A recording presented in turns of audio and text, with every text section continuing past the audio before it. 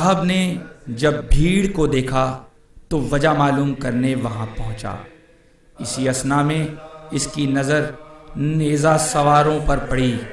انہی سروں میں راہب نے ایک سر مقدس سے روشنی کو آسمان تک بلند ہوتے دیکھا۔ راہب نے 10,000 دینار یا ایک روایت کے مطابق 10,000 درہم کے عوض سر مبارک کو ایک رات اپنے پاس رکھنے کو لے لیا۔ راہب نے سر اقدس کو ایک سفید پتھر پر رکھا۔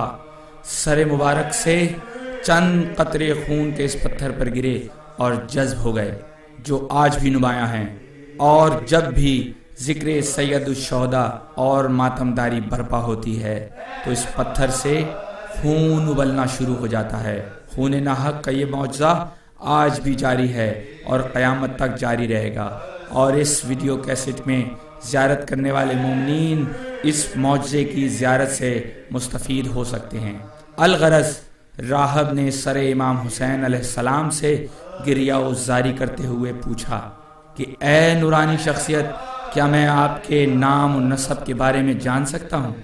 فرزند حیدر کرار کے معجز نما لب متحرک ہوئے اور آواز آئی، میں حسین ابن علی نواسہ رسول اور جگر گوشہ بطول ہوں۔ اب راہب کو فرزند رسول کا کیا ہوا وعدہ یاد آیا، جب آپ نے فرمایا تھا ایک روز میں تمہارا مہمان بنوں گا۔ یہ وہی راہب تھا جسے فرزند رسول نے 7 بیٹے عطا کیے تھے۔ دوسرے روز جب فوج اشقیاء نے سر امام مظلوم علیہ السلام کو واپس طلب کیا تو راہب نے اپنے ایک فرزند کا سر کاٹ کر ان کے حوالے کر دیا۔ فوج اشقیاء نے اسے قبول نہ کیا اور کہا کہ حسین ابن علی کے سر سے روشنی ظاہر ہوتی ہے اور خوشبو آتی ہے۔ چنانچہ راہب اپنے دوسرے اور پھر تیسرے حتیٰ کہ تمام فرزندان کے سر ان کے حوالے کرتا رہا، مگر وہ پہچاننے سے انکار کرتے رہے۔ اب سر اقدس علیہ السلام سے آواز آئی، راہب، ہم نے تیری قربانی قبول کی اور ہم حکم دیتے ہیں کہ اپنے فرزندوں کے سروں کو ان کے اجسام پر رکھ دو۔ راہب نے ایسا ہی کیا اور وہ معزز سلطان کربلا علیہ السلام سے دوبارہ زندہ ہو گئے۔ اللہم صلی علی محمد و آل محمد۔ قافلہ شہداء کے سروں کے ساتھ دمشق روانہ ہو گیا۔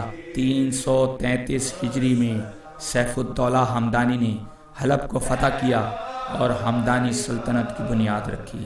اس نے مقدس پتھر پر عالی شان عمارت تعمیر کروائی اور زیارت گاہ بنوائی۔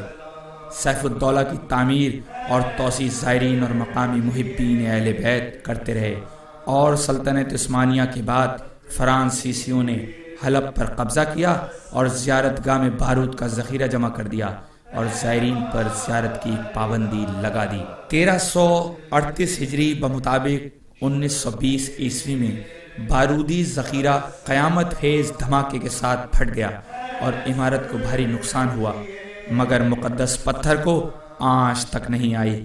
اس کے بعد مقدس پتھر کو مشہد المحسن، جو کہ مشہد الحسین سے تقریباً 500 میٹر کی مسافت پر ہے، میں منتقل کر دیا گیا۔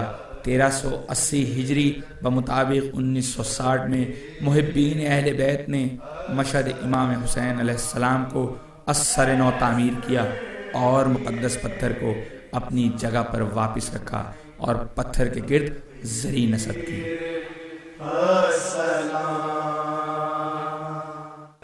ذریعہ مقدس 6 ماہ میں ماہر کاریگروں کی نگرانی میں انتہائی محنت اور محبت اہل بیت سے سرشار ہو کر مکمل کی گئی، جو کہ 11 شعبان 1426 ہجری بمطابق 16 ستمبر 2005 کو حلب میں مقدس پتھر کے گرد نصب ہوئی۔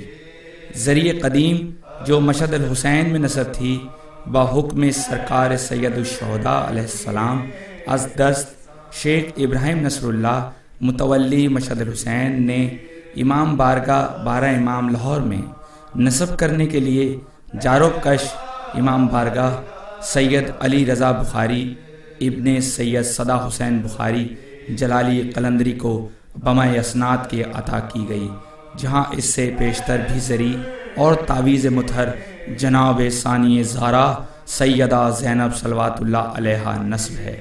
معجزہ نما بارگاہ سے عطا شدہ زری پرصداران سلطان کربلا علیہ السلام اور عزاداران اور مومنین کی مشکل کشائی کے لیے امام بارگاہ بارہ امام لاہور میں موجود ہے، اور سلسلہ فیض رسانی ہمیشہ جاری اور ساری رہے گا۔ جن مومنین نے اس کار خیر میں دامے دھرمے قدمے اور سخن نے حصہ لیا، مولا کائنات انہیں جزائے خیر دے، آمین ثم آمین۔ دنیا کے رنج و غم سے ہمیں بے نیاز کر،